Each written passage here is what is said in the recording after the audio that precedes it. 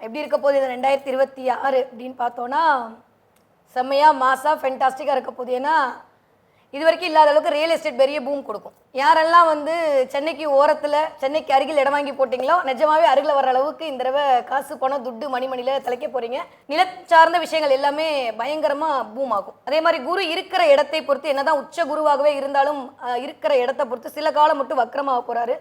அதனால நிறைய தொடர் வண்டின்னு சொல்லுவாங்கள்ல, ட்ரெயினில் ஏதாவது ஒரு விபத்து வர்றது, அந்த மாதிரி சின்ன சின்ன விஷயங்கள் நடக்கலாம். நல்ல மழை பொழிவு இருக்கும். தங்கத்தோட விலை கொஞ்சம் ஏறி இறங்கி திரும்ப ஏறி அப்படின்ற மாதிரி கொஞ்சம் ரிங்க ரோசஸ் ஆடும். ஆனால் 15,000க்கு மேலே கண்டிப்பாக தங்கத்தோட விலை போகும். நிறைய பேர் வெள்ளியில் இன்வெஸ்ட் பண்ணுவாங்க. ஏன்னா ஆரம்பிக்கும் போது இந்த கோச்சார கிரகம் அப்படின்னு பார்த்தோன்னா சுக்கிரன், சூரியன், புதன், செவ்வாயுடைய இதில் வந்து பார்வையில் குருவோட பார்வையில் இங்கே இந்த அமைப்பில் இருக்கக்கூடிய தன்மையால் நிறைய வெள்ளிக்கான வேல்யூ அதிகரிக்கும். நிறைய லக்ஸுரி ஐட்டம்லாம் வாங்குவாங்க. நிறைய பேர் சொந்த தொழில் முனைவோராக உருவாவாங்க. நிறைய உற்பத்தி பண்ணுவாங்க. நிறைய இது வரைக்கும் வேலை பார்த்துட்டு இருந்த இதெல்லாம் மாறி நிறைய பேர் வந்து பிஸ்னஸ் மேக்னெட்டாக மாறுவாங்க. இந்தியாவுக்கு ஒரு சூப்பரான டைம் பீரியட் இருக்குது. நிறைய இந்த இந்தோனேஷியாவில் ஒரு பெரிய பூகம்பம் வர்றதுக்கு, இல்லாட்டி ஜப்பானில் ஒரு பெரிய மலைச்சரிவு, வெள்ளம் இந்த மாதிரி வர்றதுக்கான வாய்ப்புகள் இருக்குது.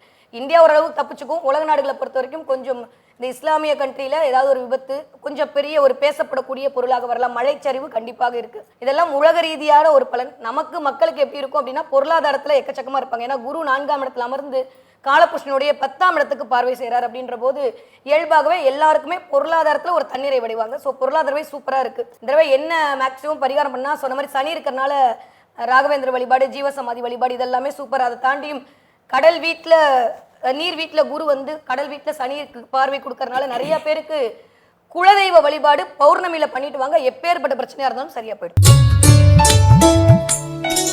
மேஷராசிக்காரர்களுக்கு எப்படி இருக்கு? ஃபென்டாஸ்டிக்காக இருக்கு. சொல்லி சொல்லி கில்லி மாதிரி அடிக்க போறீங்க.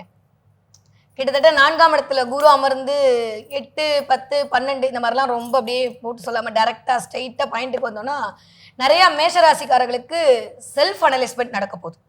ஏன்னா 4ஆம் இடம் என்பது மனம் சார்ந்து நிகழக்கூடிய நிகழ்வுகள். 5ஆம் இடம் சிந்தனையாக இருந்தாலுமே 4ஆம் இடம் என்று மனசில் வரக்கூடிய தாட் ப்ராசஸ் இது வரைக்கும் இல்லாத அளவுக்கு செல்ஃப் அனலைஸ்மெண்ட் நடக்கும். யாரை எங்கே எப்போ வைக்கணும், எந்த இடத்துல பிடிக்கணுன்ற நிதானம் தெரிந்து செயல்படக்கூடிய ஆண்டாக இது வரைக்கும் இல்லாமல் மேஷராசிக்காரர்களுக்கு வரப்போகுது.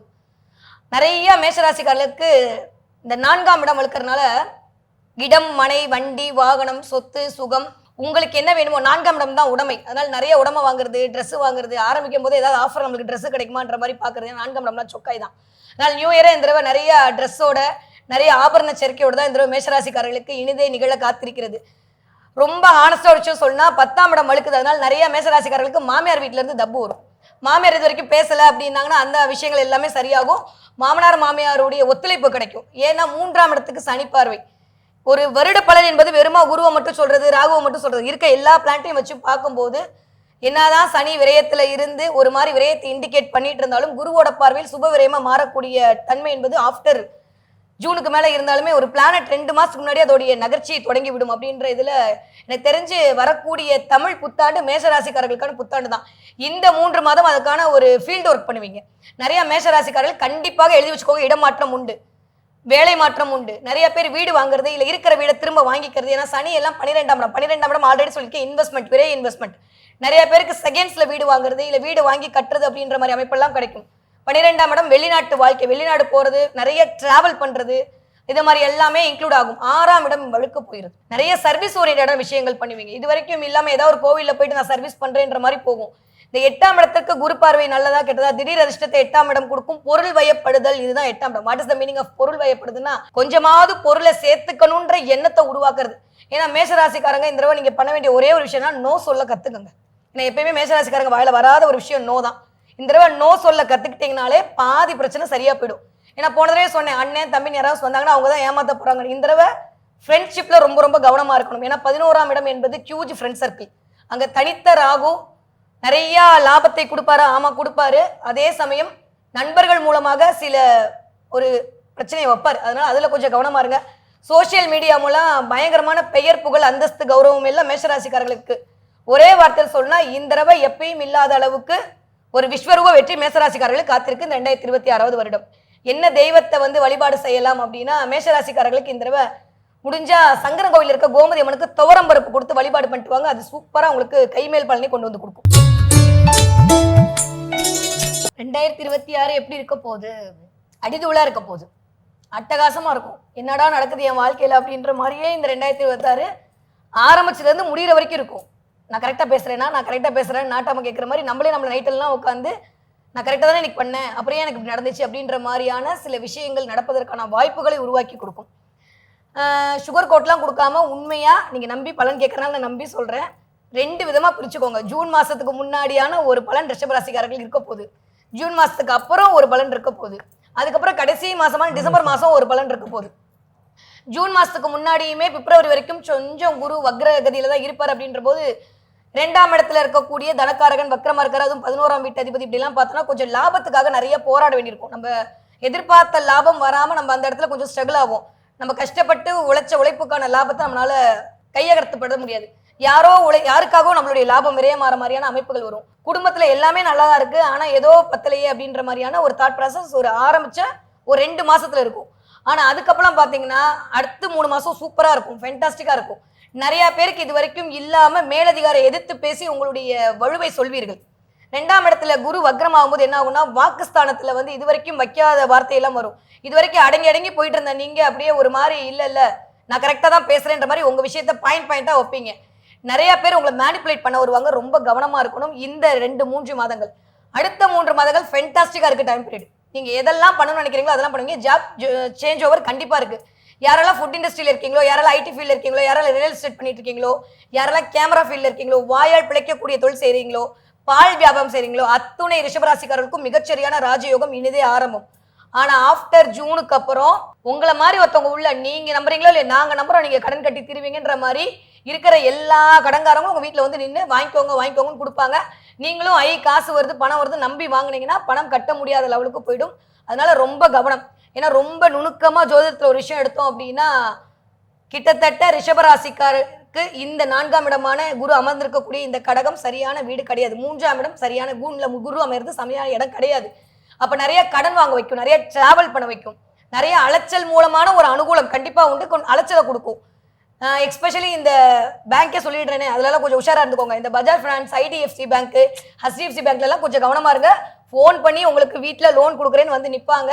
உங்களுக்கு தேவைன்னா மட்டும் வாங்குங்க, இல்லாட்டி லோனை வாங்கிட்டு கட்ட முடியாமல் போவதற்கான வாய்ப்புகள் வந்து சேரும். கடனில் மிகுந்த கவனமாக இருக்க வேண்டிய காலகட்டமாக தான் ரிஷபராசிக்காரர்களுக்கு. மற்றபடி ஹெல்த் வைஸ் கொஞ்சம் பார்த்துக்கோங்க. ப்ரீத் பண்ணுறதுல கொஞ்சம் லைட்டாக சிரமம் வரலாம். பேக்கில் L1 L2 சின்ன பிரச்சனை வரும், அதை மட்டும் பார்த்துக்கோங்க. எதுக்குன்னா ஜோதிடம் என்பது எப்போ பார்த்தாலும் நீங்கள் சூப்பர் நான் எப்பயுமே சூப்பர் தான் சொல்லுவேன்.